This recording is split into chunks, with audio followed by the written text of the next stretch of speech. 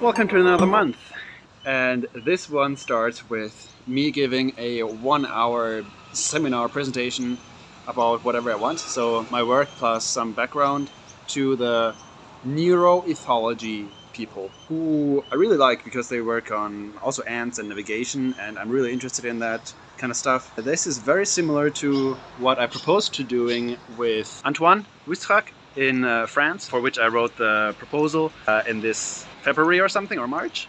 This didn't happen, but now I'm really glad that I can interact with those people that I have read the papers about. That went fairly well.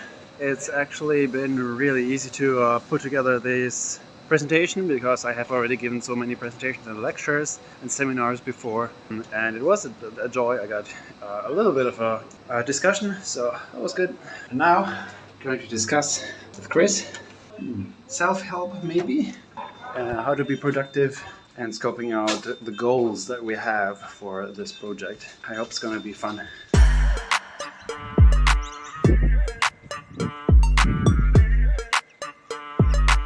To accurately track the QR codes, we need a lot of contrast between the white and the black, and for that we need a lot of light. So it needs to be super bright. It would be too bright for the ants, because it would make it too hot from the lamps. And so the solution to that is that we are employing red light, so infrared light, which the ants cannot see, and we are flashing them. So for every frame that the camera takes, which is about 6 or 10 frames per second, there's just going to be a flash of infrared light that coincides with that.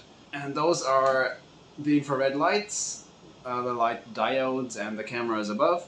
And in order to synchronize them, we hook everything up to Arduinos, which are these things, and then they are all hooked up to the computer. Alright, so now the problem is that these lights are flashing a little bit too dimly, so I have to check with the inventors of this whole system, which are sitting in Berlin and Constance somewhat. Yeah, whether we have to exchange the diodes or we have to change some parameters in the image acquisition software that comes with these cameras. Yeah, and to get really good images of the QR codes.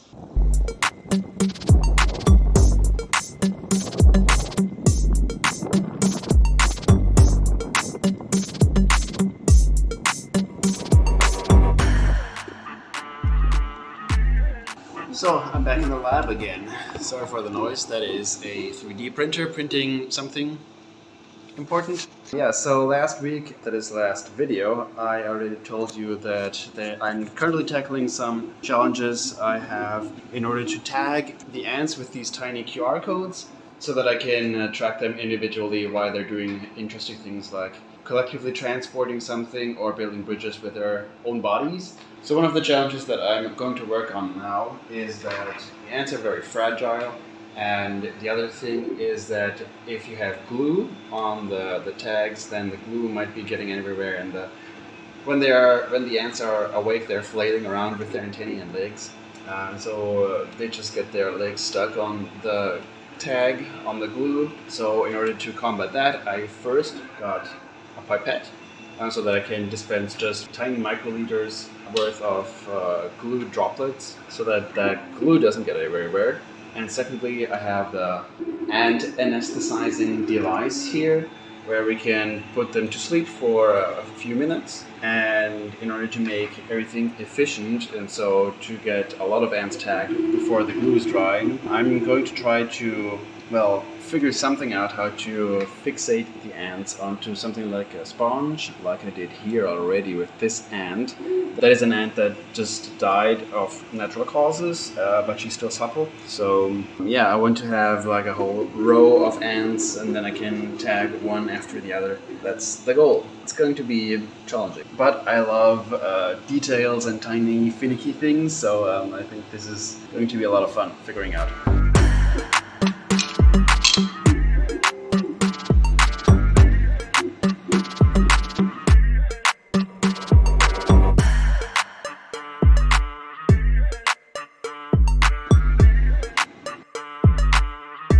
Well, so it looks that these pins, they are a little bit too close to the thorax, which is, very, very narrow. So when I try to put on the tag, it might be that it's now not sticking with the legs, but with these pins to keep the legs down, which defeats the purpose. And so I thought, well, if I have to stretch out the legs to get them underneath these insect pins anyway, I might as well also try to tack them, glue them down somehow on their feet, on their tarsi or pre-tarsi, to something like glue tack. And if you're not familiar with that, it has the consistency of chewed bubblegum. Yeah, so glue the tack on it and then rip their feet out again at the end. If I find that this glue tack is strong enough to keep the tarsi in there, the feet, but also not too strong to rip them apart when I try to pull them off again. So this is how it's currently looking.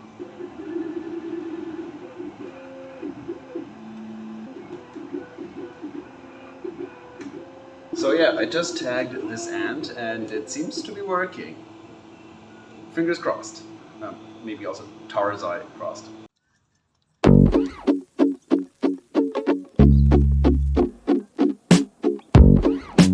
Those Jacaranda trees are amazing. It's a shame that I went down to that famous touristy lane 2 weeks ago, because now they are in full bloom and they also smell really good.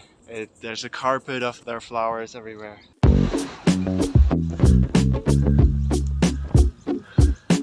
Now that was funny. I just ended an almost hour-long call with Jacob to troubleshoot, fix, and see where's the voltage and amps dropping, or like what could be the issue that the LEDs are not bright enough. And so one of the things I did was to just move those plugs from there to here, and all of a sudden it worked. Sometimes that's all you need. Well, at least that's fixed now. We bought the new power supply for nothing, but maybe someone else can use it, who knows.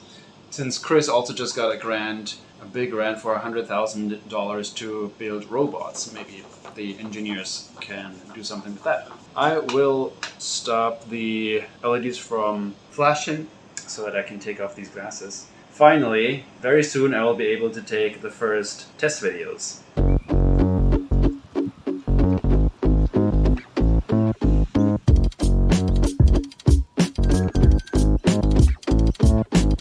What I find really amazing here is the drizzle. I think it makes sense that the British liked it here, because the only other place where I have experienced that frequent and long drizzle is the UK. It's really quite nice. I mean, it's summer now officially, so it's warm and the rain is kind of nice, but it's really swampy. It's very sweaty when it doesn't rain, like now. Good morning. Well, look what I just found. Maybe you can guess by the position in the corner of this garage.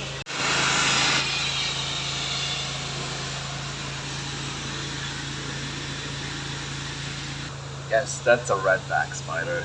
My first one. It's a strangely familiar sight. At least when I first looked at it, I was like, Latrodectus.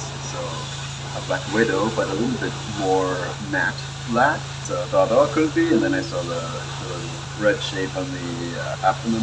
And of course, just like with the black widows, these are not really that dangerous because they usually don't bite you, and if they bite you, they might not get through your skin actually, because their fangs, their callicera, are not very long, and they are opposing each other, so it's actually difficult, to get into the skin.